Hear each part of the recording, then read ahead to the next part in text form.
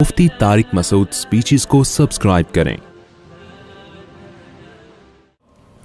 और अब इस सेगमेंट का जो सबसे अहम खिताब है की नोट स्पीच, उसके लिए मैं दरख्वास्त करूँगा मारूफ मजहबी स्कॉलर मोहतरम जनाब हज़रत मुफ्ती तारिक मसूद साहब दामत बरकातुहुम से वो तशरीफ़ लाएंगे और अपना खिताब फरमाएंगे।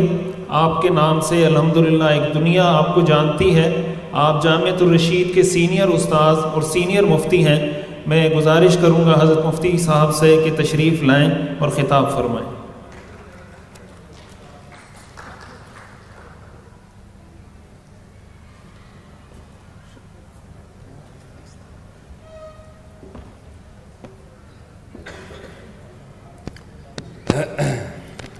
अस्सलामु अलैकुम वरहमतुल्लाहि वबरकातुहू। अल्हम्दुलिल्लाहि नहमदुहु व नुसल्ली अला रसूलिहिल करीम। मुफ्ती रशीद अहमद खुर्शीद साहब हमारे दोस्तों में से हैं। अगर सफ़र में भी इतनी इज़्ज़त दे रहे होते बड़ा अच्छा लगता। वहाँ तो बड़े दोस्तों की तरह रहे हैं, अबे तबे से हमारी बात होती रही है। यहाँ माशाअल्लाह उन्होंने बड़े इज़्ज़त के साथ, अल्लाह जज़ाए खैर दे दे। और इससे बढ़कर ये कि अगर घर में भी हमें इतनी इज़्ज़त मिल जाए। हमारे पास तो 3 थाने हैं। आप जब इंडिया जाते हैं ना, बड़ी एक संजीदा सी महफिल चल रही थी, 2-4 बातें मुझे ज़रा करने हैं।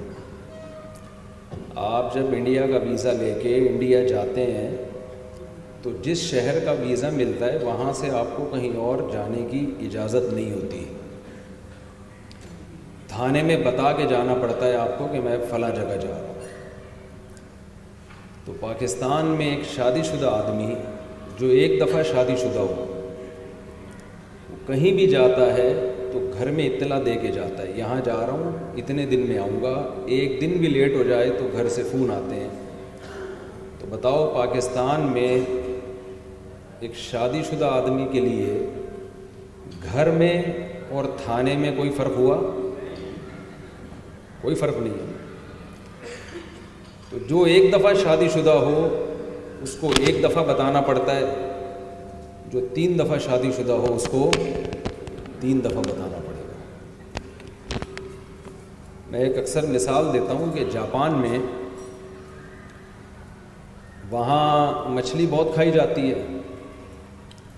तो जापान में एक होटल खोला ताज़ा मछली के लिए। वो पहले से ला के फ्रीज़ कर देते थे, तो वो होटल चला नहीं ज़्यादा।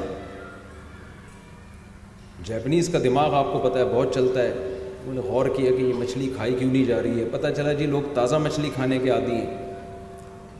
तो उन्होंने छोटे छोटे तालाब बना दी, होटलों में ज़िंदा मछलियाँ ला के डाली। कस्टमर को फ़िश चाहिए होती थी तो ज़िंदा मछली निकाल के दे देता था। वो भी नहीं चला। भाई क्या मसला है, जब समंदर से शिकार करते हैं तो खा लेते हैं और यहाँ ला के खिलाओ तो खाते नहीं हैं। तो जापानियों ने जो तहकीक की उससे पता चला कि भाई मसला ये है कि समंदर में मछली भागती दौड़ती बहुत है, जिससे वो फ्रेश रहती है। तालाब में उसके पास भागने के लिए ज़्यादा स्पेस। अच्छा, अगर आप लोग मेरा सेंटेंस मुकम्मल करेंगे, जुमला, तो मुझे लगेगा कि आप मेरे साथ शरीक हैं बातचीत में। तो तालाब में मछली के पास भागने के लिए ज़्यादा स्पेस नहीं होती। तो उन्होंने कहा इसका मतलब है मछली में टेस्ट पैदा करने के लिए और इसमें फ़ैट पैदा ना हो, ये सेल में स्मार्ट रहे, तो हमें कोई ऐसा काम करना है कि तालाब के अंदर भी ये दौड़े। तो उन्होंने क्या किया, एक शार्क मछली ला के छोड़ दी तालाब में। वो शार्क मछली खाने के लिए बाकी मछलियों के पीछे पीछे, मछलियाँ आगे आगे, पूरी पकड़न पकड़ाई हो रही है ना तालाब के अंदर। ये तजर्बा बड़ा कामयाब हुआ और बिल आखिर लोग जापानीज़ खाने लगे वो फ़िश और टेस्ट उसमें पैदा हो गया।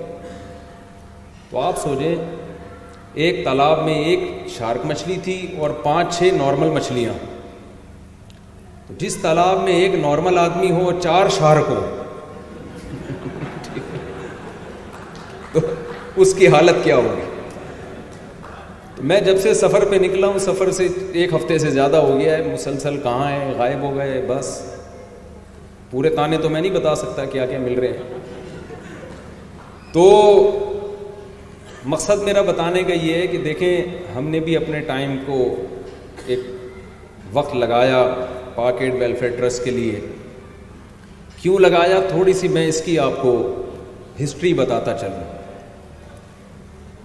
آپ حضرات کو معلوم ہے قرآن مجید نے جہاں نماز کا ذکر کیا وہیں اللہ کے راستے میں خرچ کا تذکرہ کیا ہے. ایسا معلوم ہوتا ہے اللہ کو کنجوس نمازی بالکل بھی پسند نہیں ہے. آپ قرآن کا ترجمہ اٹھا کے دیکھیں, جہاں نماز وہاں زکوٰۃ, جہاں نماز وہاں ينفقون فی سبیل اللہ, حتیٰ کہ جہاں تہجد کا ذکر ہے وہاں بھی اللہ کے راستے میں خرچ کرنے کا ذکر ہے. تتجافى جنوبهم عن المضاجع يدعون ربهم خوفا وطمعا ومما رزقناهم ينفقون.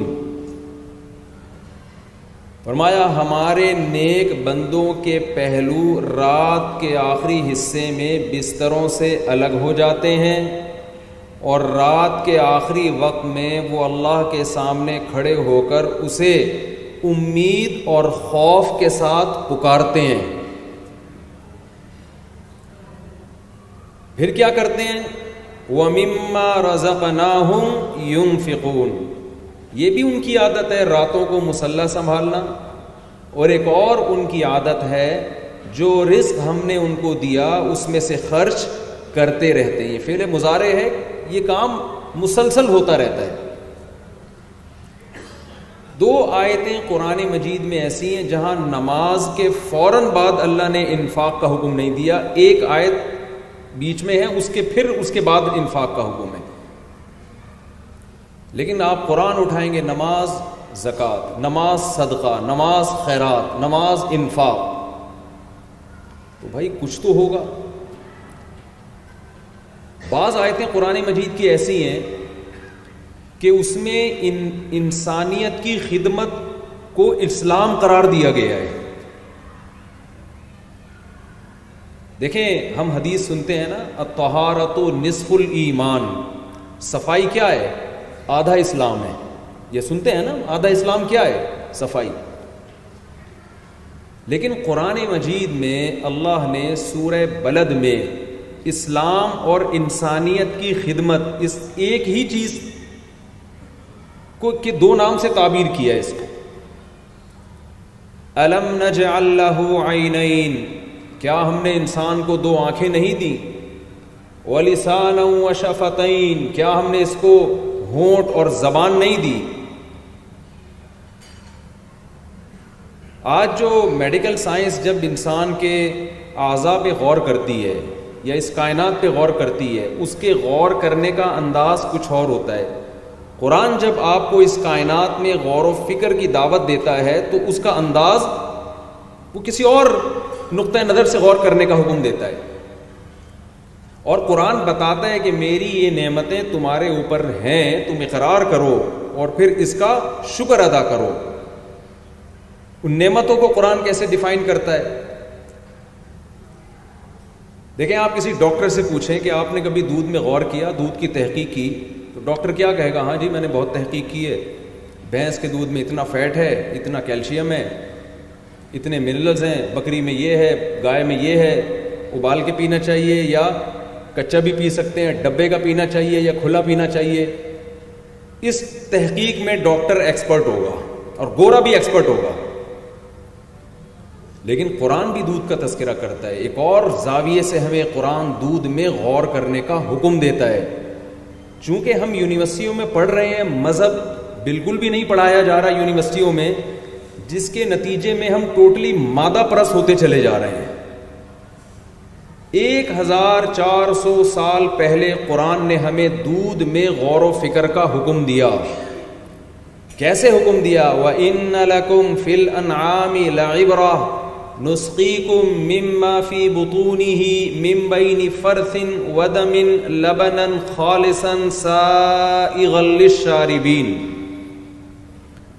اللہ فرماتے ہیں اس دودھ میں غور کرو اس سوکھے چارے کو تم کسی لیب میں لے کے جاؤ, کسی سائنٹسٹ کے پاس, کسی ڈاکٹر کے پاس, جاپان کے سائنسدانوں کے پاس لے جاؤ اور کہو کہ اس سوکھے چارے سے چکنائی اور تیل کا ایک قطرہ نکال کے دکھا دیں. کیا کوئی ڈاکٹر نکال سکتا ہے؟ اگر نکال سکتا ہے تو آپ یوں کر دیں, نہیں نکال سکتا تو تھوڑا سا اشارہ کر دیں تاکہ مجھے لگے کہ میں سمجھا پا رہا ہوں اپنی بات. کوئی ایسی لیب وجود میں آئی ہے جو, یا کوئی ایسی مشین وجود میں آئی ہے, ٹیکنالوجی نے اتنی ترقی کی ہے کہ ایسی مشین ایجاد کر لی ہو کہ ادھر سے سوکھا چارہ ڈل رہا ہے اور وہاں سے ایک پروسیس کے تحت اس سے مکھن نکل رہا ہے یا تیل نکل رہا ہے.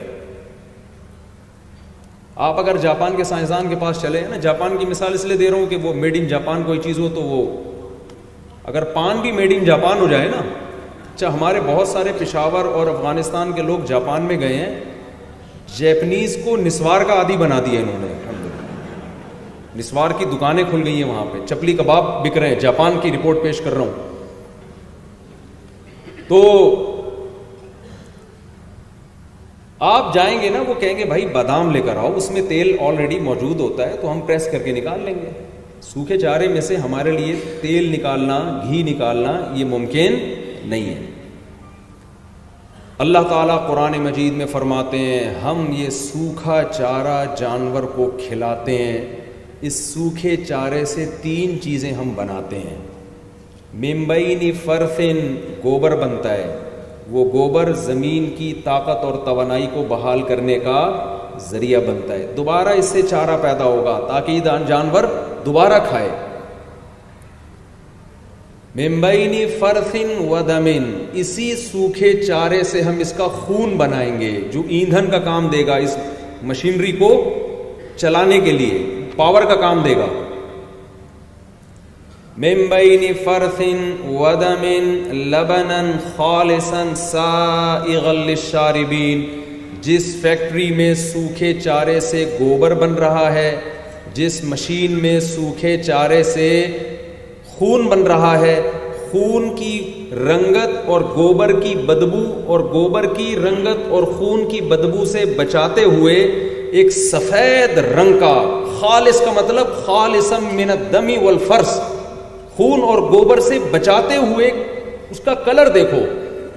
وہ جانور کے تھنوں میں اتارتے ہیں, یہ تو دیکھنے میں ہے, اور چکھنے میں کیسا ہے؟ سائغا للشاربین, پینے والوں کے حلق میں پھسلتا چلا جاتا ہے.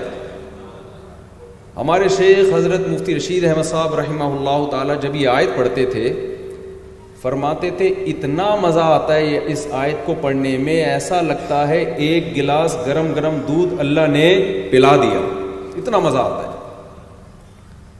تو بھائی کچھ ہمیں مادہ پرستی سے نکلنا چاہیے, کچھ اس کائنات میں بھی تو غور کرنا چاہیے. یہ نعمتیں کون دے رہی ہے؟ کیا خود بخود ہو سکتی ہیں؟ ڈارون تو کہہ کے چلا گیا یہ انسان بندر سے انسان بنا ہے اور یہ سب آٹومیٹیکلی ہوا ہے. میں اکثر مثال دیتا ہوں کہ ایک تصویر کسی کاغذ پہ بنی ہوئی ہو جس میں آنکھ ناک کان ہو, ایک انسان کی تصویر ہو, آپ کو مصور نظر نہیں آ رہا کہ یہ تصویر بنائی کس نے ہے. آپ تحقیق میں لگ گئے یار یہ کس نے بنائی ہے, کوئی اقرار نہیں کر رہا, کوئی مصور نظر نہیں آ رہا. آپ نے سائنسدانوں سے رابطہ کیا, وہ سارے بڑے بڑے فلاسفر اور سائنٹسٹ جو ہے نا وہ سر پکڑ کے بیٹھ گئے کہ یار اس پہ تحقیق کرو. اب کوئی بندہ تو مان نہیں رہا کہ میں نے بنائی ہے. اب ایک تھیوری پیش کی, ایک نظریہ پیش کیا کہ کروڑوں اربوں سال پہلے ونس اپون اے ٹائم ایک دھماکہ ہوا تھا اور ایک ایسے کروڑوں کاغذ وجود میں آئے, ان میں سے ایک یہ والا کاغذ تھا, پھر کلر وجود میں آیا, پھر رنگ کے ڈبے وجود میں آئے, ڈسٹیمپر کمپنی وجود میں آئی, پھر برش وجود میں آیا, پھر خربوں. آپ کہہ سکتے ہیں یار یہ کیسے اتفاق اتنے سالوں میں ہو سکتا ہے؟ وہ کہنا نہیں. میں اکثر یونیورسٹیوں میں کہتا ہوں کہ سائنسدانوں کے پاس سالوں کی کمی نہیں ہوتی, وہ والے سالے نہیں جو آپ سمجھ رہے ہیں جو میرے اور آپ کے ہیں. تو سالوں کی کمی نہیں ہوتی, ٹائم کی کمی نہیں ہوتی. کہتے کروڑوں سال میں ایسا ممکن ہے.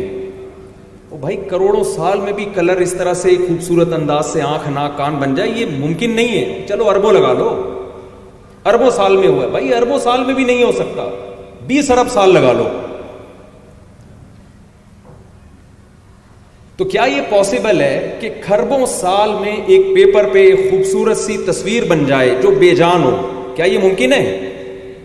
آپ اگر نہیں ممکن ہے تو کہہ دیں نا زبان سے، نہیں ممکن ہے، یہ اتفاق نہیں ہو سکتا. تو آپ بتائیے وہ تصویر جس کی آنکھ دیکھتی ہو، وہ تصویر جس کے کان سنتے ہوں، جس کو انسان کہا جاتا ہے، وہ تصویر جس کی زبان میں چکھنے کی صلاحیت ہو، وہ تصویر جس کے جو مغز ہے وہ واقعی سوچنے کی صلاحیت رکھتا ہو. اللہ کی قسم 100 مرتبہ اس بات کو جھوٹا قرار دیا جا سکتا ہے کہ یہ آٹومیٹیکلی ایوولوشن کے نتیجے میں یہ وجود میں نہیں آ سکتی. اس کا کوئی خالق ہے، کوئی کریٹر ہے، کوئی مینیجر ہے جس نے سب کو مینیج کیا ہے. تو قرآن مادے پر ہمیں غور کرنے کا حکم دیتا ہے کسی اور زاویے سے کہ یہ مخلوق تمہیں خالق کی پہچان کرائے اور تم خالق کی طرف پہنچو. میں ڈاکومنٹریز دیکھتا ہوں، گوروں کی جب ڈاکومنٹری آپ دیکھیں گے نا، کوئی بھی عجیب و غریب آپ کو جانور نظر آئے جو بڑے خوبصورت انداز سے کوئی پرندہ گھونسلہ بنا رہا ہے، تو نیچے کسی گورے کے کمنٹس بھی نہیں ہوتے کہ یار گاڈ کی طاقت دیکھو، گاڈ کی قدرت دیکھو، اس نے اس جانور کو ایسا بنایا. وہ کہتے ہیں بیوٹی آف نیچر. وہ کیا کہتے ہیں کہ یہ بیوٹی آف نیچر. مرغی انڈے دینے کے بعد بیٹھ جاتی ہے اس کے اوپر 21 دن. اسے کس نے بتایا کہ 21 دن تک تم اعتکاف میں بیٹھو گی تو اس کا یہ رزلٹ ہوگا؟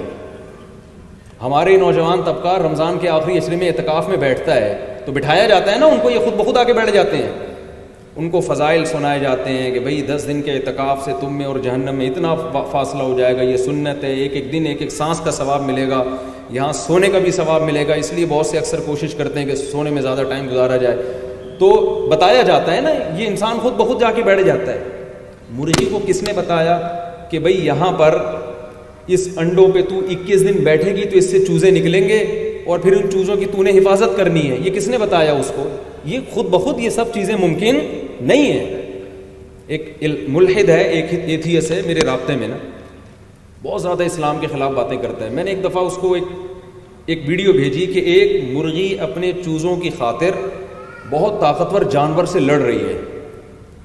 میں نے کہا یار یہ ایوولوشن کا نتیجہ ہے، یہ ارتقاء کا نتیجہ ہے کہ اس کے یہ جذبات کے اپنے بچوں کے لیے اپنی جان ہتھیلی پر رکھ کر لڑ رہی ہے. کیا یہ پاسبل ہے؟ یہ آٹومیٹیکلی خود بخود ہو جائے؟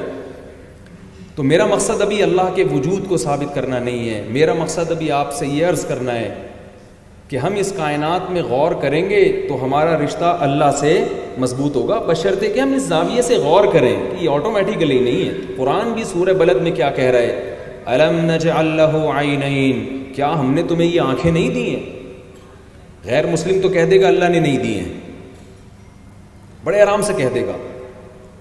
ہم جب جامعۃ الرشید میں یہ ڈیجیٹل کیمرے کی تحقیق کر رہے تھے تو ڈیجیٹل کیمرے کے ماہرین کو اور سائنسدانوں کو ہم نے بلایا.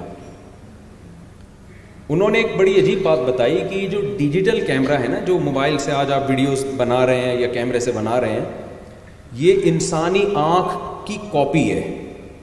سائنسدانوں نے دیکھا کہ انسانی آنکھ دیکھتی کیسے ہے.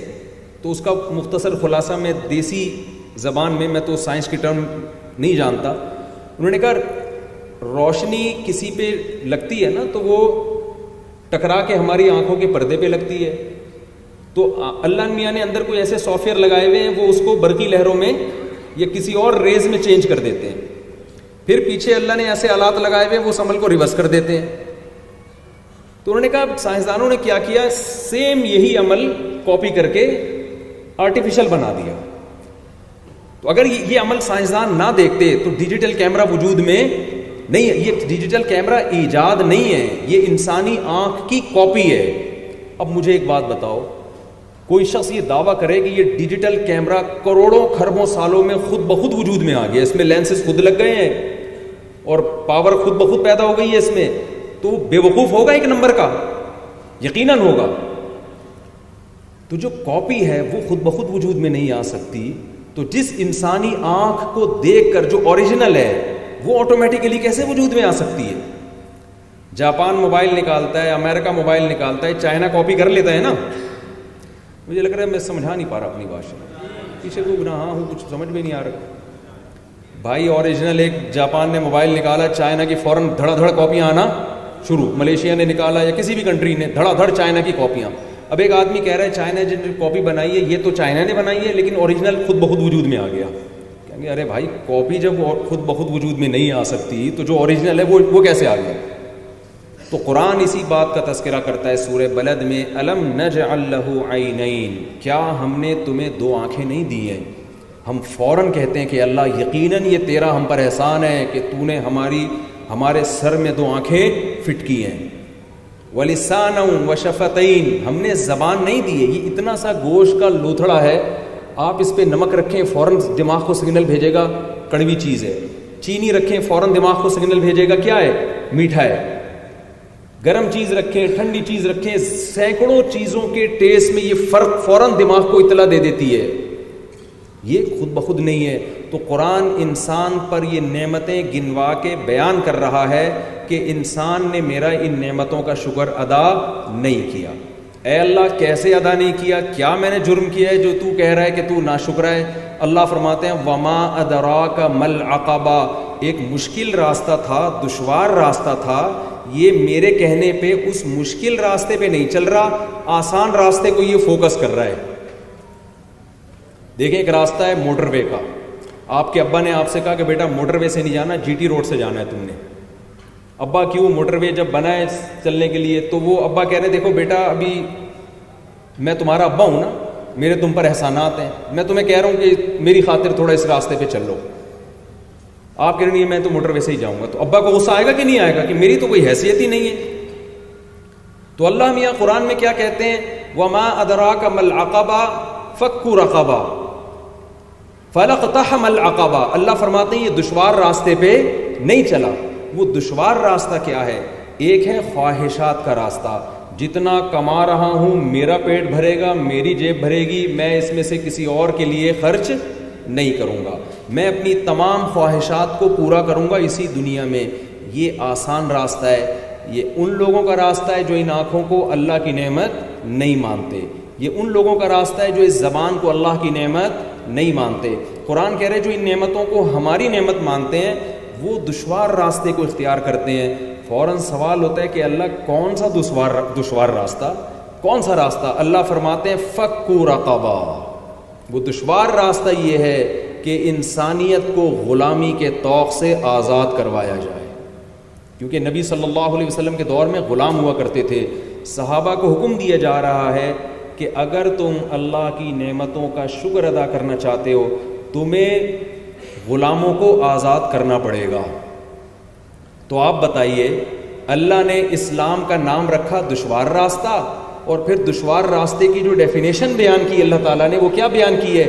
انسانیت کی خدمت. میں سمجھا پا رہا ہوں اپنی بات؟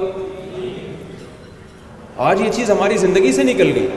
او اطعام فی یوم ذی مسغبہ, او کا لفظ اللہ نے استعمال کیا. کیوں؟ بہت سے لوگوں کے پاس ذرائع نہیں ہیں غلاموں کو آزاد کرانے کے. آج تو غلام ہوتے ہی نہیں ہیں تو کیسے آزاد کرائیں ہم؟ اس لیے اللہ نے فرمایا اس کا آلٹرنیٹ بھی ہے, اطعام فی یوم ذی مسغبہ. ذی مسغبہ بھوک والے دن میں بھوکے کو کھانا کھلانا.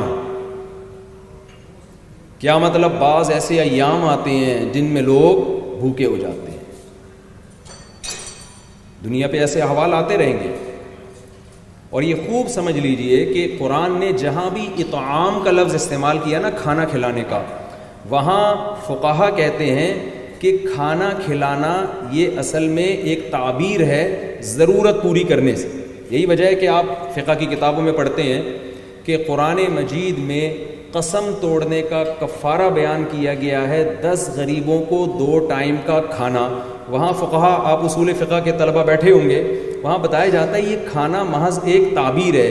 اگر کوئی غریب کو پیسے دے دے تو وہ زیادہ ثواب ملے گا اس کو, کیونکہ پیسے سے کھانا بھی خرید سکتا ہے, دوا بھی خرید سکتا ہے, کوئی اور ضرورت اگر ہوگی تو وہ بھی پوری کر سکتا ہے. کھانا تو ایک تعبیر ہے, ایک علامت کے طور پہ بیان کیا گیا ہے. تو ان آیتوں میں اللہ نے اسلام کو جو ڈیفائن کیا وہ انسانیت کی خدمت. پورا قرآن بھرا ہوا ہے. اور کیا کہا قرآن نے؟ یوفون بالنذر وَيَخَافُونَ يَوْمًا كَانَ شَرُّهُ مُسْتَطِيرًا إِنَّمَا نُطْعِمُكُمْ لِوَجْهِ اللَّهِ لَا نُرِيدُ مِنْكُمْ جَزَاءً وَلَا شُكُورًا. قرآن کہتا ہے ہمارے نیک بندے، شکر گزار بندے، وہ غربا اور مساکین کی ضرورت پوری کرتے ہیں، اور ضرورت پوری کرتے ہوئے کہہ رہے ہوتے ہیں کہ ہم تمہیں خوش کرنے کے لیے نہیں کھلا رہے، لہذا ہمیں نہ تو تم سے اس کا بدلہ چاہیے اور نہ اس کا شکریہ چاہیے ہمیں. انما نطعمکم لوجہ اللہ، ہم تمہیں کس کو خوش کرنے کے لیے کھلا رہے ہیں؟ اللہ کو خوش کرنے کے لیے کھلا رہے ہیں. تو اسلام اور غیر اسلام، اس میں بڑا فرق کیا ہے؟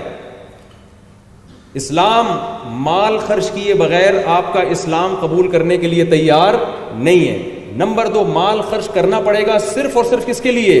اللہ کے لیے. اور ایک تیسرا فرق بھی، مال خرچ کرنا، بار بار کرنا اور کرتے رہنا، ينفقون، کرتے رہتے ہیں یہ کام. نبی صلی اللہ علیہ وسلم نے ایک دفعہ خواتین میں صدقہ اور خیرات کی اہمیت پر بیان کی، اور آپ دیکھیں کس قوم میں بیان کیا جا رہا ہے جو انتہائی غریب، جو اپنے بچوں کو قتل کر رہے ہیں یہ سوچ کے کہ ان کو کھلائیں گے کہاں سے، ان کو صدقہ اور خیرات کی ترغیب دی جا رہی ہے. اب غریب آدمی کیسے صدقہ کرے؟ تو آپ صلی اللہ علیہ وسلم نے فرمایا اتقوا النار ولو بشق تمرۃ. یہاں تو بہت سے غریب تھے نا. آپ صلی اللہ علیہ وسلم نے فرمایا آدھی کھجور دے کر بھی اگر کوئی اپنے آپ کو جہنم کی آگ سے بچا سکتا ہے تو یہ موقع بھی ہاتھ سے جانے نہ دے. کسی غریب کے لیے اگر یہ ممکن ہے نا کہ بھئی میں کیسے صدقہ کروں، ایک کھجور ہے، کوئی بات نہیں، اس ایک کھجور میں آدھی کسی ایسے کو کھلا دے جس کے پاس ایک کھجور بھی نہیں ہے. یعنی اگر کسی کے پاس ایک کھجور ہے نا تو ایسے غریب بھی تو دنیا میں ہوں گے نا جن کے پاس ایک بھی نہ ہو. میرے پاس ایک آج آدمی نے مجھ سے پوچھا کہ آپ شادیوں پر اتنا بیان کرتے ہو، غریب آدمی شادی کیسے کرے گا؟ میں نے کہا اپنے سے زیادہ غریب سے کرے گا. سمجھ آ رہی ہے بات؟ ایک صاحب میرے پاس آئے، میری 50,000 تنخواہ ہے، اس میں گزارا کہاں ہوتا ہے، آپ شادی گرٹ لگائے رکھتے ہو ہر بیان میں کیسے شادی کروں گا، اتنی غربت میں بیوی کو کیسے پالوں گا؟ میں نے کہا ایسی لڑکی سے شادی کرو جس کا ابا 25,000 میں 6 بیٹیوں کو پال رہا ہے.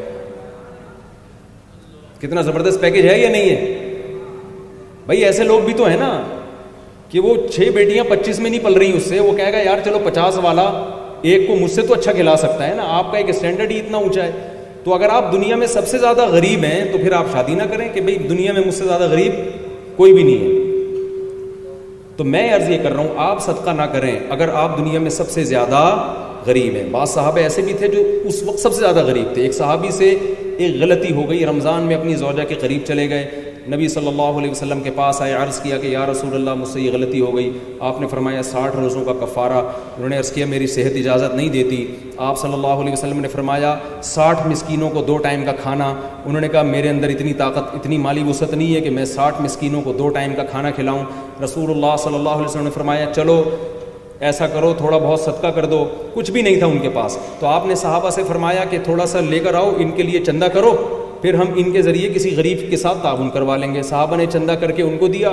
نبی نے فرمایا یہ رقم مدینہ میں کسی غریب کو دے دو. انہوں نے فرمایا مجھ سے زیادہ غریب مدینہ میں کوئی بھی نہیں. آپ نے فرمایا کھاؤ.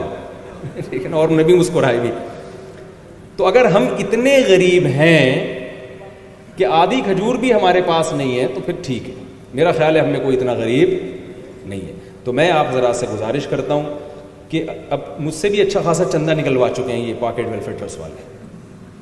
ورنہ تو آپ کو پتہ ہے کسی ٹرسٹ کے لیے جب آپ چندے کا اعلان کرتے ہیں، عام طور پہ سب کی بات نہیں کر رہا، سفر کرتے ہیں تو اپنا بھی کمیشن ہوتا ہے ایڈورٹائزمنٹ کا. ہوتا ہے کہ نہیں ہوتا کہ بھئی ہمارا بھی تھوڑا سا، بھئی مجھے کیا ملے گا. تو مجھے یہاں کے پتہ چلا مجھے ثواب کے علاوہ کچھ بھی نہیں مل رہا ہے. اور آئندہ بھی جو سفر ہے مجھے وہ ہمارے پاس نا ایک صاحب آئے اور اپنے بیٹے کو لے کر، بیٹے نے کاروبار ابا کا بہت بڑھا دیا تھا. اکثر ایسا ہوتا ہے نا، بیٹا ابا کے بزنس میں، ابا کے کاروبار کو پروموٹ کرتا ہے اور ابا کے لاکھوں سے کروڑوں میں کھیلنے لگتے ہیں، تو پھر بیٹا ابا کی وراثت پہ نظریں ڈالتا ہے کہ مرنے کے بعد سارا مجھے ملے گا، چھوٹے بھائیوں کو نہیں ملے گا. شرعی مسئلہ یہ ہے کہ بیٹے نے اگر باپ کے ساتھ تعاون کیا ہے تو اس تعاون میں اس کو وراثت میں الگ سے کچھ نہیں ملتا. شرکت تو نہیں ہے نا اس کی، کوئی پیسے تھوڑی لگائے، بس ٹھیک ہے خدمت کی ہے. تو اب وہ بیٹا ابا کے ساتھ آ گیا میرے پاس. ابا کہنے لگے کہ بھئی یہ کہہ رہا ہے کہ جب میرا انتقال ہوگا نا تو اس کو زیادہ وراثت ملے گی، دوسروں کو کم ملے گی. تو میں نے کہا آپ یہ کہہ رہے ہیں؟ کہتے ہیں ہاں. میں نے کہا ایسا تو نہیں ہے, آپ کو اتنا ہی ملے گا جتنے آپ کے دوسرے بھائیوں کا حصہ ہے. کہتا ہے پھر میں نے اتنی محنت کی, اتنی اسٹرگل کی کہ لاکھوں کے کاروبار کو کروڑوں تک پہنچا دیا, تو مجھے ملے گا کیا؟ میں نے کہا آپ کو ثواب ملے گا اس کا.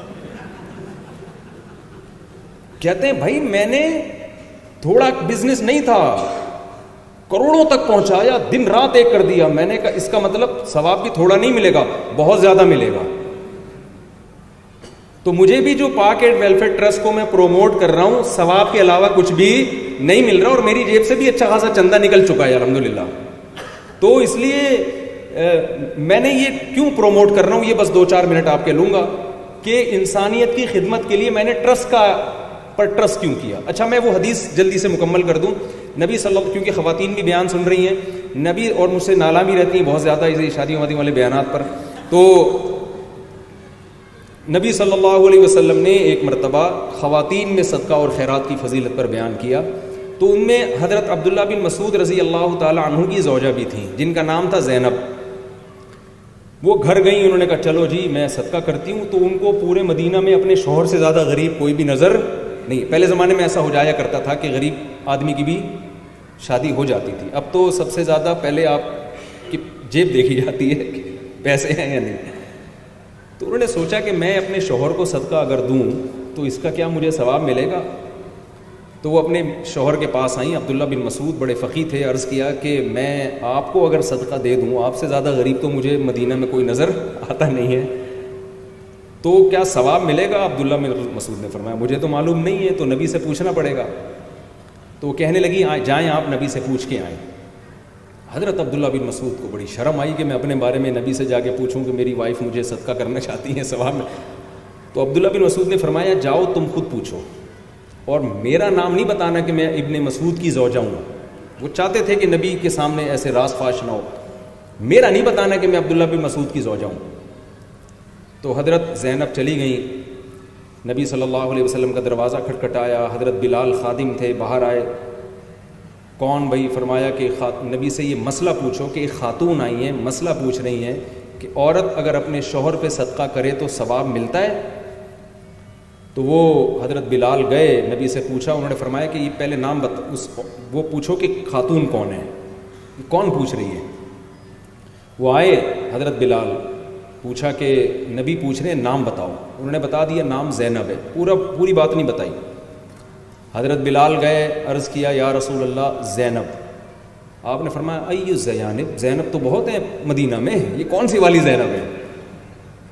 تو انہوں نے بتایا مجبوراً کہ بھئی عبداللہ بن مسعود کی زوجہ زینب. آپ صلی اللہ علیہ وسلم نے فرمایا آپ لوگ خوش ہو جائیں جتنے میاں یہاں بیٹھے ہوئے ہیں. آپ نے فرمایا ان سے جا کے کہو کہ اگر اپنے شوہر پہ صدقہ کرو گی تمہیں 2 ثواب ملیں گے, ایک تو صدقہ کرنے کا, ایک رشتہ داری جوڑنے کا. شوہر سے تعلقات اچھے ہو جائیں گے نا. تو اس سے ہمیں پتہ چلتا ہے کہ عورت بھی اگر صدقہ کرے تو اس کو بھی ثواب ملتا ہے. اب اگر کسی خاتون کا میاں ہی سیلاب زدگان ہے تو ہم اس کو پہلے مشورہ دیں گے بھائی اپنے میاں کا گھر بنواؤ, اس کے لیے مچھردانی بنواؤ, اس کی بھینس کا متبادل تلاش کرو. لیکن اگر میاں کھاتا پیتا ہے تو پھر دوسری حدیث ہے ہمارے پاس. وہ دوسری حدیث یہ ہے کہ آپ صلی اللہ علیہ وسلم نے فرمایا جو عورت اپنے شوہر کے مال سے صدقہ کرتی ہے, دیکھیں شوہر کے مال سے شاپنگ سب عورتیں کرتی ہیں, شوہر کے مال سے پیزا سب خواتین کھاتی ہیں, شوہر کے مال سے اپنے والد کے لیے سموسوں پکوڑوں کا انتظام سب عورتیں کرتی ہیں. جب آپ کے سالے گھر میں آتے ہیں تو ان سالوں کے لیے ریفریشمنٹ کا انتظام بیگم کے خرچے سے ہوتا ہے یا آپ کے خرچے سے ہوتا ہے؟ تو آپ کے خرچے سے ہوتا ہے. نبی نے فرمایا جو عورت اپنے شوہر کو ترغیب دے, صدقہ کروائے اور پھر اس کی پرمیشن سے اس کے مال کو صدقہ کرے تو شوہر کو بھی پورا ثواب ملے گا اور بیوی کو بھی پورا ثواب ملے گا. خرچہ بیگم کا نہیں ہو رہا لیکن ثواب پورا اللہ اس عورت کو بھی صدقے کا عطا فرمائیں گے. تو اس قسم پرسی کی حالت میں جتنی مردوں کی ذمہ داری ہے اتنی ہی ہماری خواتین کی ذمہ داری. وہ آخری بات میں بتاؤں کہ میں نے پاک ایڈ ویلفیئر ٹرسٹ کا انتخاب کیوں کیا, سیلاب زدگان کے لیے اور مختلف حادثوں کے لیے ان کو پروموٹ کیوں کر رہا ہوں. دیکھیں میرے پاس بہت سارے رفاہی ادارے پہلے بھی آ چکے ہیں کہ آپ ایک 5 منٹ کا کلپ بنا دیں. میں نہیں کلپ بناتا, کیوں؟ مجھے 100% اطمینان ہی نہیں ہے. اطمینان حاصل کرنے کے لیے ظاہر ہے سفر کرنا پڑتا ہے, دیکھنا پڑتا ہے. جب میرے علم میں یہ بات آئی کہ پاک ایڈ ویلفیئر ٹرسٹ ہمارے ہی شاگرد چلا رہے ہیں, تو میں نے ان کے ساتھ اسفار شروع کیے, گھر میں کام جا کے دیکھے, ریگستانوں میں کنویں بنائے ہیں, سولر پلیٹیں لگائی گئی ہیں تاکہ وہ موٹریں چلیں اور جھگیوں میں پانی پہنچے. پھر میں نے تھر کے ریگستانوں میں دیکھا مکاتب بنے, اسکول اور مدرسے, وہ غریب بچوں کو پڑھائی اس دینی بھی اور دنیاوی بھی دونوں تعلیمات بھی دی جا رہی ہیں, اور ان قاریوں کی اور اسکول ٹیچرز کی تنخواہیں بھی پاک ایڈ ویلفیئر ٹرسٹ دے رہا ہے. میں پچھلے سال اسلام آباد یونیورسٹی گیا, میں وہاں اسٹوڈنٹ سے ملا جو CSS کر رہے ہیں پاک ایڈ ویلفیئر ٹرسٹ کے خرچے پہ. پاک ایڈ ویلفیئر ٹرسٹ کا ایک عزم ہے کہ ایسے لوگ جو فیوچر میں ملک میں کوئی بہت مؤثر کردار ادا کر سکتے ہیں, ایسے طلبہ کو تلاش کر کے جو مثبت سوچ رکھتے ہیں, پان گٹکے والے نہیں, ٹائم ویسٹ کرنے والے نہیں, ہوس والے نہیں کہ جن کا ارادہ صرف پیسہ کمانا ہو, بلکہ وہ بیوروکریسی میں اس لیے جا رہے ہیں کہ ہم ملک میں کوئی مثبت تبدیلی لائیں گے. تو پاک ایڈ ان کا ایک کرائٹیریا ہے یہ جانچنے کا کہ یہ مثبت سوچ رکھتے ہیں کہ نہیں رکھتے. اس کرائٹیریا پہ جو طلبہ پورے اتر رہے ہیں ان کے لیے سارا خرچہ کون اٹھا رہا ہے؟ ٹرسٹ اٹھا رہا ہے. میں ان طلبہ سے ملا اور ان سے ایگریمنٹ کیے کہ جب آپ CSS کر لیں گے اور کسی اچھے ادارے میں جاب کریں گے تو جتنا خرچہ آپ پر ہوا ہے یہ سارا آپ نے لوٹانا ہے, اور اسی خرچے سے کسی اور کو CSS کروانا ہے. کیوں؟ جامعۃ الرشید کا ایک ہی عزم ہے کہ ہم ایسے ادارے بنائیں, مدرسہ ایسا ہو جہاں 70% دینی تعلیم اور 30% دنیاوی تعلیم ہو, اور اسکول, کالجز اور یونیورسٹیاں ایسی بنائی جائیں جہاں 70% عصری تعلیم اور 30% مذہبی تعلیم ہو, تاکہ یہ جو گیپ ہے مسٹر اور ملا کا یہ جس حد تک ختم کرنا ممکن ہو اس کو اچھے طریقے سے ختم کیا جائے. وکیلوں کی ایک اجلاس تھا میرا, اس میں بیان تھا. ایک وکیل صاحب آئے اور مجھے کہنے لگے کہ مجھے تو مولویوں سے ویسے ہی ڈر لگتا ہے. ابھی پرسوں میرا بیان تھا, تو میں نے کہا آپ کو کیوں ڈر لگ رہا ہے؟ میرے پگڑی کے نیچے کوئی بم ہے یا کوئی تلاشی لے لیں آ کے؟ تو کہنے لگے اصل میں کوئی مولوی کہیں بہت سارے بیٹھے ہوئے ہوں اور ڈر نہ لگے تو یہ نیچرل نہیں ہے, ڈر لگنا نیچرل ہے. تو اس طرح کے لوگوں کے جذبات ہیں. تو بر صغیر میں جب انگریز آیا ہے نا, اس نے یہ مسٹر اور ملا کے فاصلے بڑھائے ہیں. تو آپ اس سوچ سے ایگری ہیں یا نہیں کہ یہ فاصلے کم ہونے چاہیے؟ تو یہ پاک ایڈ ویلفیئر ٹرسٹ کے ویژن ہے, صرف سیلاب زدگان نہیں اور بہت سارے ویژن ہیں. تو میں نے پھر ارادہ کیا بھائی ٹوٹا پھوٹا جو ہم سے تھانوں سے ہم پرمیشن لے لیتے ہیں, اپنے 3 تھانوں سے ہم نے پرمیشن لی, اور ہم نے کہا بھائی کچھ شادیوں کے علاوہ بھی دنیا میں بہت سارے غم ہیں, تو وہ پرمیشن لے کے میں اجازت سے آیا ہوں, بھاگا الحمدللہ نہیں. تو آپ حضرات سے گزارش ہے کہ پاک ایڈ ویلفیئر ٹرسٹ کی حوصلہ افزائی کریں, اور اپنے مال سے بھی اپنے وقت سے بھی اس ویژن کو پورا کرنے کی کوشش کریں جو اس ٹرسٹ کا فیوچر میں ویژن ہے. ہمارے لیے فخر کی بات ہے کہ ہماری سرپرستی ریٹائرڈ جنرل ہمایوں صاحب کر رہے ہیں, اور ان کی بھی تقریر میں نے جامعۃ الرشید میں سنی ہے, تو بڑی زبردست ماشاءاللہ مذہبی معلومات رکھتے ہیں, مذہبی سوچ رکھتے ہیں. تو اور علماء کی سرپرستی ہے, تو اس طرح کے اتنا اچھا طبقہ ہمارے ساتھ الحمدللہ موجود ہے, تو ہمیں اس میں ان کا دست و بازو بننا چاہیے. اللہ تعالیٰ ہمیں سمجھنے کی, عمل کی توفیق عطا فرمائے. وما علینا الا البلاغ.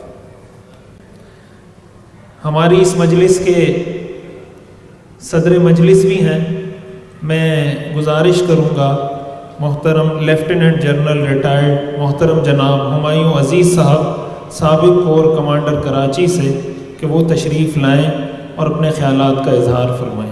لیفٹیننٹ جنرل ریٹائرڈ محترم جناب ہمایوں عزیز صاحب, سابق کور کمانڈر کراچی.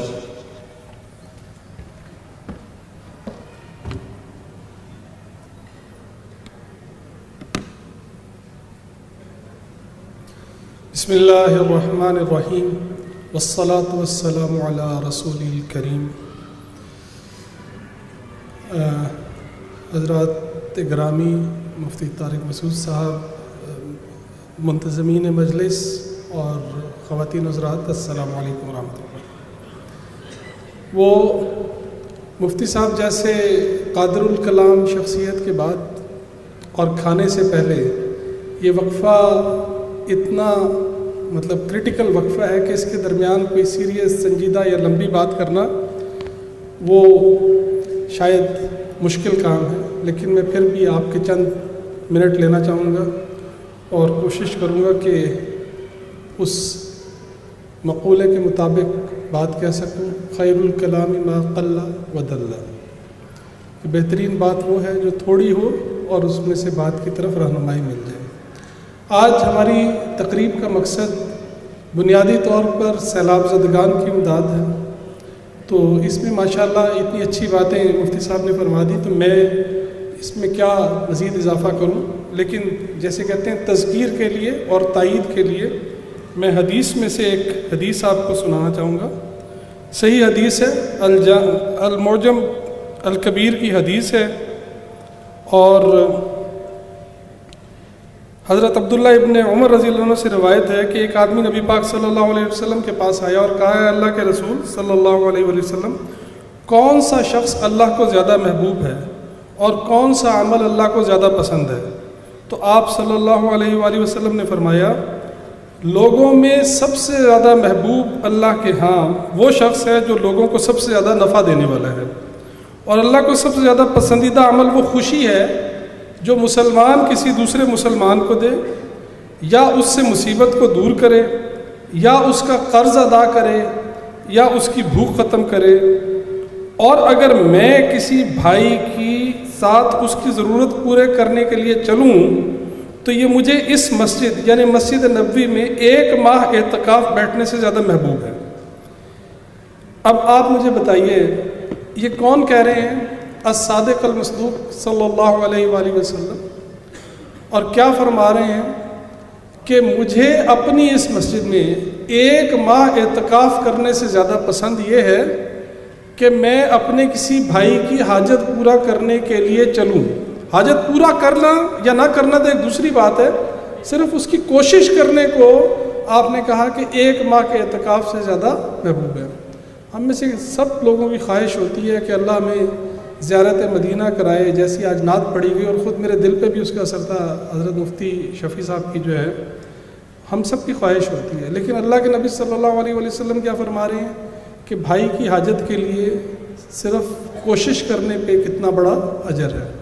تو آپ سب حضرات مبارک کے مستحق ہیں کہ آپ حضرات ایک اس نیک کام کے لیے آئے ہیں۔ اللہ ہم سب کی نیتوں کو خالص فرما لے اور ہم سے وہ کام لے لے جن سے وہ راضی ہو جائے۔ تو میں یقین رکھتا ہوں کہ لاہور شہر جو میرا اپنا شہر ہے، میں اسی شہر میں پلا بڑھا اور اسی شہر میں ریٹائرمنٹ کے بعد رہائش کا ارادہ ہے ابھی۔ یہ شہر بڑے دل والے لوگوں کا شہر ہے، انشاءاللہ یہاں سے سیلاب زدگان کی امداد کے لیے جو کام ہوگا وہ یقیناً کافی ہوگا، اور جو حضرات اس کام میں لگے ہوئے ہیں وہ سب مبارکباد کے مستحق ہیں۔ اللہ سبحانہ تعالیٰ سے دعا ہے کہ میں بھی جو تھوڑا بہت اپنا حصہ ڈال سکتا ہوں اس کو پورا اس کو اللہ تعالیٰ قبول فرما لے۔ اب میں آتا ہوں ویلفیئر ٹرسٹ کے بڑے مقصد کی طرف، جس کی طرف مفتی صاحب نے اپنا ایک اشارہ کیا۔ یہ صرف اور صرف ایک سیلاب زدگان کے لیے بنا ہوا نہیں ہے، جو ہمارے اوپر ایک بڑی تباہی جس کا ہم بحیثیت قوم سامنا کر رہے ہیں، اس کے سامنے بند باندھنے کے لیے جو بڑی ضرورت ہے وہ صحیح تعلیم کی ہے۔ ہم مسلمانوں کی پوری تاریخ کو دیکھ لیں تو، بلکہ دنیا کی تاریخ کو دیکھ لیں تو تعلیم کی یہ تفریق کہ یہ دینی تعلیم ہے اور یہ دنیاوی تعلیم ہے، یہ نہیں ملتی پرانے دور میں۔ مسلمانوں کے شروع کے دور میں تو اس تعلیم کے 2 حصوں کا بالکل کوئی رواج نہیں تھا۔ یہ ضرورت پڑی جب یورپ میں ساری تعلیم کے اوپر ان کے اپنے جو نظریات تھے، دینی نظریات، ان کا بوجھ پڑ گیا، تو گلیلیو نے جب کہا کہ کشش ثقل سے کوئی چیز ہے اور زمین گول ہے اور سورج کے گرد گھومتی ہے، تو اس کو وہاں کے پادریوں نے کہا کہ یہ تو اس نے بائبل کے خلاف بات کی ہے، اور اس کو توبہ کرنی پڑی ان کے سامنے، ورنہ اس کو وہ مار دیتے۔ تو اس طرح کی چیزوں کی وجہ سے یورپ میں یہ مسئلہ آیا کہ دینی تعلیم کو علیحدہ کر دو اور دنیاوی تعلیم کو علیحدہ کر دو، ورنہ ہمارے جو بڑے عالم تھے وہ دنیا کے بھی عالم ہوتے تھے اور دین کے بھی عالم ہوتے تھے۔ اور رناساں کے بعد، رناساں نشأت ثانیہ اردو میں کہیں گے، رناساں انگریزی میں کہتے ہیں، رناساں کے بعد جو ہے وہاں یورپ میں جو رواج آیا، تو جب ہمارے ملکوں میں انگریزوں کی حکومت آئی یا افریقہ میں فرانسیسی آئے، مطلب ویسٹرن کولونیلزم نے جب ہمارے ملکوں پہ قبضہ کیا تو وہی رواج یہاں پر بھی لے آئے. کیوں؟ انہوں نے جو اپنی دنیاوی تعلیم تھی، سائنسی تعلیم تھی، اس میں سے خدا کا وجود نکال دیا تھا. یہ ایسا نہیں ہے کہ خدا کا وجود نہیں ہے، لیکن ان کا خدا کا وجود سائنٹیفک ایکسپیرینس کے ایکسپیریمنٹ کے راستے میں حائل ہوتا ہے. ان کی سوچ تھی. گو آج وہ سب اسی جگہ پر پہنچ رہے ہیں جہاں پر اللہ سبحانہ تعالیٰ نے بتایا تھا کہ جتنا علم بڑھتا جاتا ہے انسان کو پتہ چلتا جاتا ہے کہ اس کائنات کو چلانے والا، بنانے والا ایک خالق ہے. تو ہمارے یہاں تو یہ ڈویژن تھی نہیں. تو جب انگریزوں کے بعد آئی اور اس ڈویژن نے پاکستان بننے کے بعد تک اپنا وجود قائم رکھا، تو ہمارا معاشرہ، میں نے اس کے لیے ایک لفظ یوز کرتا ہوتا ہوں کہ ہمارا معاشرہ کلچرل اور سوشل شیزوفرینیا کا شکار ہے. شیزوفرینیا دوہری شخصیت ہوتی ہے. ہم چاہتے یہ ہیں کہ ہم دیندار بھی ہوں، لیکن دنیا کا نظام ہمارا جیسے چل رہا ہے وہ ویسے چلتا رہے. ہمارے اسکولوں میں ایک طرف پڑھایا جاتا ہے کہ تمہارے باپ نے 6% شرح سود پر قرض لیا تو سال کے بعد وہ کتنا قرض ادا کرے گا. تو دو باتیں ہوئی کہ تمہارا باپ سود لے رہا ہے اور سود جو ہے جو وصول کر رہا ہے اس کو آج وہ 100 روپے دے رہا ہے تو کل کو 110 روپے لے رہا ہے. تو سب کانشیس میں ڈال دیا کہ جو سود ہے اس کے ذریعے سے مال بڑھتا ہے، جبکہ ہمارا دین کہتا ہے کہ اللہ سبحانہ تعالیٰ سود کو تو جڑ سے ختم کر دیتا ہے. یمحق اللہ الربا ویربی الصدقات، اور صدقات کو بڑھاتا ہے. اللہ سبحانہ تعالیٰ کسی مومن کے اخلاص والے صدقے کو، خواہ وہ ایک کھجور کے برابر کیوں نہ ہو، اپنے دائیں ہاتھ میں لے لیتا ہے. اور اللہ کے دونوں ہاتھ دائیں، یہ میں حدیث کی بنیاد پہ بات کر رہا ہوں. اس کو پالتا رہتا ہے جیسے تم کسی اونٹ کے بچے کی پرورش کرتے ہو، اور اس کو اتنا بڑا کر دیتا ہے کہ قیامت میں وہ جا کے اپنا اجر دیکھے گا تو اس کو یقین نہیں آئے گا کہ یہ اجر اسے ملا ہے. تو یہ جو تربیت کا فرق ہے تعلیم کا، یہ ختم کرنے کے لیے میں اپنی سروس کے دوران جب اللہ سبحانہ تعالیٰ نے مجھے سمجھ دی کہ یہ غلط ہو رہا ہے، سوچتا رہا کہ کوئی ایسا نظام ہونا چاہیے جہاں دینی اور دنیاوی تعلیم دونوں ساتھ ساتھ مل جائیں. کراچی میں جب میں کور کمانڈر پوسٹ ہوا 2018 میں، تو وہاں میرا تعارف ہوا جامعۃ الرشید سے اور جامعۃ الرشید کے نظام سے. تو میں نے سوچا مجھے کوئی نیا دوبارہ سے ایک ویل کو ری انوینٹ کرنے کی ضرورت نہیں ہے. پہیہ جب ایجاد ہو چکا ہو تو نئے سرے سے پہیہ ایجاد کرنے کی ضرورت نہیں ہے. تو مجھے یہ کام اتنا پسند آیا کہ میں نے سوچا کہ میں بھی ریٹائرمنٹ کے بعد اپنا وقت انشاءاللہ اسی کام کے لیے لگاؤں گا. تو پاک ایڈ ویلفیئر ٹرسٹ جو ہے وہ اس تعلیم کو فروغ دیتا ہے جس کا نظام لے کے جامعۃ الرشید بطور ایک نظام کے چلا ہے. اور الحمدللہ اب یہ ایک بورڈ بھی ہے، اور یہ جو ایک فکری تحریک ہے، میں آپ کو، چونکہ جامعۃ الرشید والے لوگ تو یہاں پہ کچھ لوگ ہی بیٹھے ہیں، میں صرف بتاؤں کہ میں ادھر گیا ان کے جامعۃ الرشید میں، تو وہاں ان کے جو فائنانس پڑھانے والے تھے میرے سامنے ہی بیٹھے ہیں. ان کے لوگوں کی تعلیم سے میں اتنا متاثر ہوا، میں نے ان سے کہا مجھے 2 کم از کم آپ کے فائنانس کے کوالیفائڈ لوگ چاہیے جو کہ میں اپنے DHA کے فائنانس میں امپلائی کروں، کیونکہ دنیاوی تعلیم جتنی اچھی دے رہے تھے وہ بھی اور یہ سارا. تو انہوں نے کہا ہمارے سارے جو اسٹوڈنٹس ہیں وہ پہلے سے بک ہو چکے ہیں، یعنی ماشاءاللہ اتنا اچھا تعلیم کا نظام ہے کہ ان کے جو اسٹوڈنٹس ہیں ان کی پلیسمنٹ پہلے ہی ہو جاتی ہے، انڈسٹری پہلے ہی ان کو ہائر کر لیتی ہے. تو میں سمجھتا ہوں کہ اس طرح کی تعلیم دینا ہمارا مقصد ہونا چاہیے. اور جو دنیا والی جو یونیورسٹیاں جن کو ہم نے سیکولر یونیورسٹیز بنا دیا ہے، ان میں بھی دین کی تعلیم کو لانے کی ضرورت ہے. آج فکری الحاد کی جو یلغار دنیاوی یونیورسٹیوں پر ہے، اس کے نتیجے میں جو ذہن سازی ہو رہی ہے، جو مغرب کی غلام ذہن پیدا کیا جا رہا ہے، جو انڈیپینڈنٹ فکر نہیں رکھ سکتا، اس کو بھی تبدیل کرنے کی ضرورت ہے. خود میں 1979 میں جب میں کالج میں آیا تو اس زمانے میں کمیونزم کا دور تھا.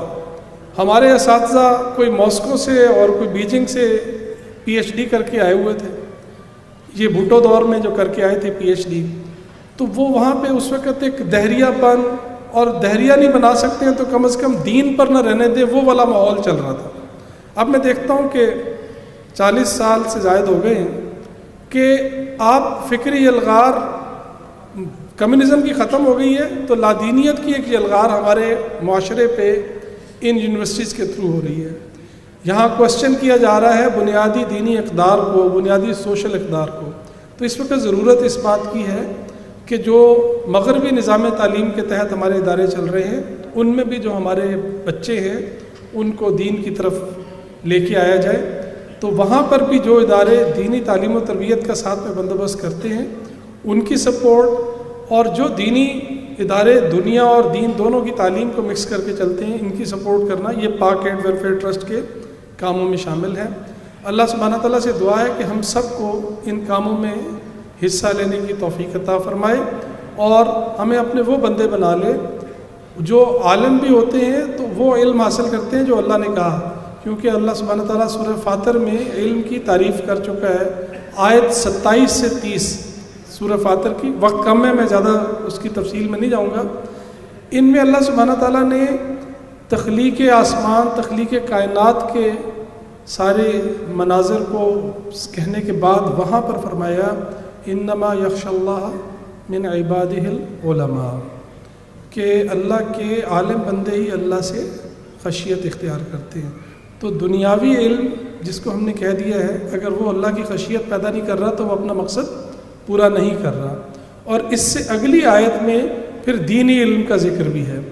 تو یہ جو ہے دینی اور دنیاوی علم کو ملا کے چلنا، یہ دونوں کو ایک امتزاج پیدا کرنا، یہ بھی پاک ایڈ ویلفیئر ٹرسٹ کے مقاصد میں سے ایک ہے. لیکن اس وقت جو فوری ضرورت ہے وہ سیلاب زدگان کی امداد کے لیے ہے. تو میں آپ سب اذکار حضرات کا مشکور ہوں کہ آپ لوگ اس کام میں ہمارے ساتھ دینے کے لیے آئے ہیں. اللہ سبحانہ تعالیٰ اس ساتھ کو قبول فرمائے اور اس ساتھ میں ہمیں ساتھ مل کے ان سب نیکی کے کاموں میں چلنے والا بنائے. وآخر دعوانا ان الحمد للہ رب العالمین.